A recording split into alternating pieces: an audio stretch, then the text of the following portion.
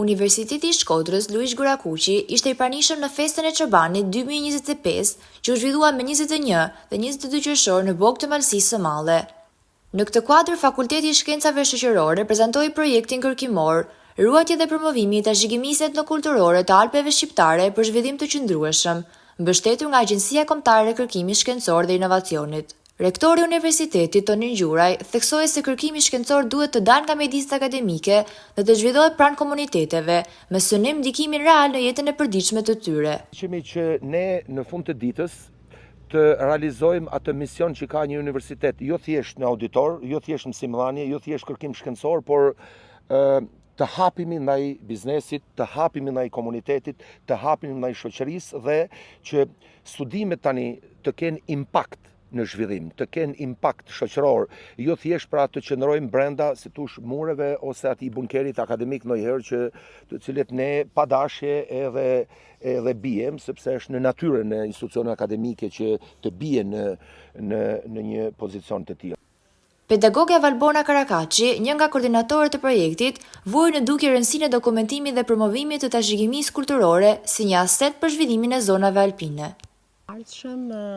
Është viti pastoral, ku të gjithë së bashku, komuniteti shkencor, komunitetet vendore,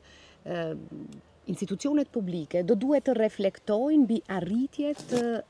që ky koleksionim i rëndësishëm ka sjell për komunitetet në përgjithësi. Projekt i cili mori dhe financimin nga Akshi, duke e ideuar si një kërkim shkencor në terren në shërbim të komunitetit. Dhe kjo është edhe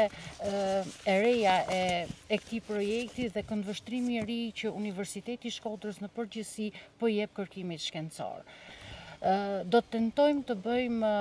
harcën e staneve dhe në një farë mënyre do të kemi rrugën nëpër të cilën mund të lëvizet nëpër stanet në zonën e Shkodrës për të konkretizuar kështu edhe një mundësi për turistët për të vizituar stanet dhe për të njohur me këtë pasuri shumë të madhe tonën. Studim mbi kulinarin, mbi veshjet, mbi gjuhën dhe të gjitha këto do të shkojnë në shërbim të vetë komunitetit për të zgjeruar turizmin. Mendoj se transhumanca për vetë faktin se ta përkthesh në shqip dhe në dialektin e Alpeve shqiptare do të thotë çoja e çobanit. Dhe vetë nga kjo fjalë do të thotë që shkenca ka shumë enigma dhe shumë rrugë për të bërë, për ta shtjellëu dhe për ta për t'i dhënë një shpjegim akoma më të kristalizuar shkencor, etnokulturor, për sa i përket edhe kësaj pasurie të jashtëzakonshme që ka trashëguar populli shqiptar, e jo vetëm, që në lashtësi e të pandryshuar deri në ditët tona. Universiteti i Shkodrës konfirmon përmes kësaj nisme rolin e vet si aktor i rëndësishëm në ruajtjen e identitetit kulturor dhe nxitjen e zhvillimit të qëndrueshëm.